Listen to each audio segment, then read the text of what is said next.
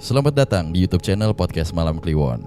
Sebelum mulai mendengarkan, silakan klik tombol subscribe dan nyalakan tombol notification. Jangan lupa untuk gunakan headset kalian dan selamat mendengarkan.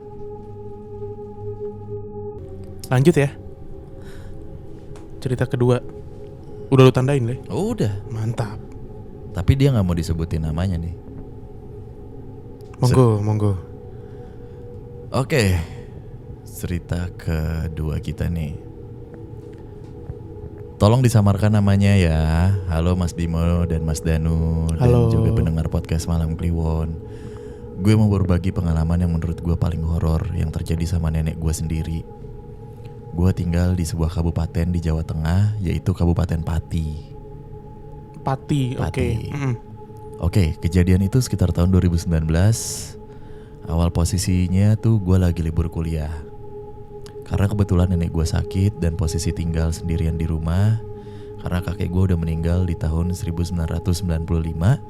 So sejak itu nenek gue tinggal sendirian. Ya sesekali anak-anaknya nengokin. Info aja, nenek gue ini punya 9 anak dan mereka punya jadwalnya sendiri-sendiri untuk jagain nenek gue. Singkat cerita, nenek gue mulai sakit-sakitan di bulan November tahun 2017 yang bertepatan nyokap gue meninggal. It means tugas nyokap gue buat gantian jagain nenek gue itu turun ke gue. Balik lagi ke alur cerita. Jadi kejadian horor ini menimpa gue ketika gue jagain nenek gue. Dan posisi yang jagain cuman gue sama bude gue 1 orang. Sebelumnya gue kasih gambaran rumah nenek gue dulu. Rumahnya ini masih bentuk rumah kuno zaman Belanda. Yang rumahnya itu cuman 1 lantai tapi panjang banget. Luas gitu. Luas. Rumahnya terbagi 5. Jadi dari pintu utama ada ruang tamu, terus ruang ibadah, terus ruang TV yang bertepatan sama kamar nenek gua, lalu ruang makan, terus yang terakhir dapur. Oh, kebayang gua nih. Nah, posisinya itu udah jam 8 malam. Habis makan bareng sama bude dan nenek gue di ruang TV. Dan setelah makan, seperti biasa kita bincang-bincang sambil lihat TV aja sampai jam 9 malam. Setelah itu, gue dan bude gue memutuskan untuk membopong nenek gue balik ke kamarnya. Karena nenek gue itu udah umur 87 tahun dan udah gak bisa jalan. Oke, setelah itu gue mulai ngantuk juga dan tidur di ruang ibadah karena kamar gue sama kamar nenek gue itu jauh. Takutnya kalau nenek gue manggil, gue kagak kedengeran nih. Gue udah tidur dan kebangun jam 2 pagi. Jadi kebiasaan gue mau tidur jam berapapun itu mesti jam 2 pagi tuh kebangun. Nah pas gue buka mata dan lihat ventilasi kamar nenek gue, itu ada pantulan cahaya. Padahal nenek gue tidur dan gue udah matiin lampu kamarnya. Plus nutup setengah pintu kamarnya. Jadi pintu kamarnya nenek gue nih masih kayak pintu zaman Belanda yang 2 katup. Jadi kayak gerbang. Iya. Kebayang ya? Nah pas gue mau nyamperin ke kamar nenek gue lihat dari jauh kok pintunya kebuka dua-duanya nih. Di situ gue mulai merinding dan panik. Terus gue mulai jalan pelan-pelan sambil nengok dikit-dikit ke arah kamar nenek gue. Dan setelah sampai di depan kamar, gue lihat nenek gue lagi berdiri tegak. Padahal nenek gue gak bisa jalan, cuma tiduran doang. Sambil menghadap lemari jati yang dimana ada cerminnya. Wah, serem banget. Bayang lagi. Merinding gue. Nah, gue bisa ngelihat mukanya di cermin itu jadinya.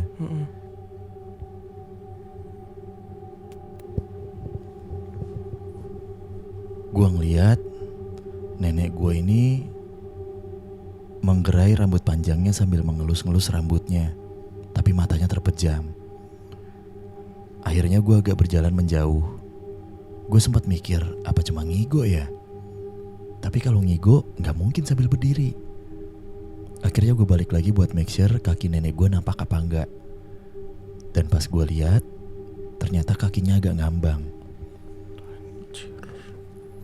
Habis lihat seperti itu, gue langsung lari keluar ninggalin bude gue di dalam rumah, terus nongkrong di angkringan depan rumah nenek gue yang buka sampai subuh. Si penjual angkringan nanyain, ngapain mas lari-lari kayak gitu? Gue jawab, nggak apa-apa mas, sambil mesen teh panas. Nah, si abang-abangnya nih mau beberes nih ceritanya karena jamnya sudah menunjukkan jam 5. Akhirnya gue mencoba memberanikan diri masuk ke rumah lagi. Pas sampainya di rumah, gue langsung dimarahin sama bude gue. Soalnya pintu semuanya kebuka. Nah tapi pintu kamar nenek gue doang yang cuma ketutup nih. Gue pas hari itu gak pernah nyeritain kejadian horor itu ke bude gue atau keluarga gue. Singkat cerita, setelah sholat subuh gue tidur. Karena badan capek semua kan, habis ngalamin kejadian kayak begitu. Terus gue bangun jam 8 pagi dan udah ada nenek gue di ruang TV yang udah dimandiin dan dikasih sarapan sama bude gue. Gue duduk deh di deketnya sambil nemenin lihat TV. Tiba-tiba nenek gue senyum-senyum sendiri ke gue dengan tatapan tajam kayak di film-film horor. Sontak gue langsung beres-beres, ngepak-ngepak barang, terus pamit pulang ke rumah gue sendiri. Gue alasan ke bude gue mau liburan sama teman-teman.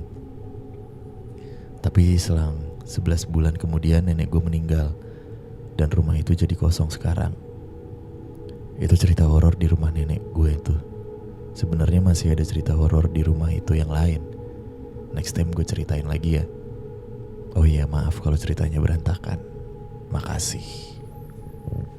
Wah, Makasih banget nih mas yang menceritakan. wih. Gue bayanginnya kayak di film Pengabdi Setan, Bim.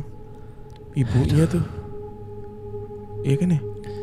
Neneknya? Enggak, Oh di iya, Pengabdi ibunya. Setan, si ibu. Di kesunyian malam. Ngambang lagi le, ya Allah. Yang gue penasaran ya, gue nggak tahu ini real. Maksudnya kita berdua sebenarnya nggak tahu ya lebih dalam ini real apa enggak. Cuman dengan dia menyembunyikan identitasnya gitu, takut keluarganya mungkin tahu kali ya. Yang paling serem dari skena ini adalah neneknya senyum pagi-pagi ke dia. Iya. Apa ya?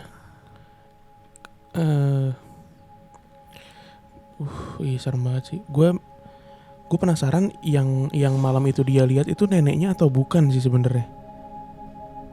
Cuma kalau endingnya kayak gitu, berarti kan neneknya ya.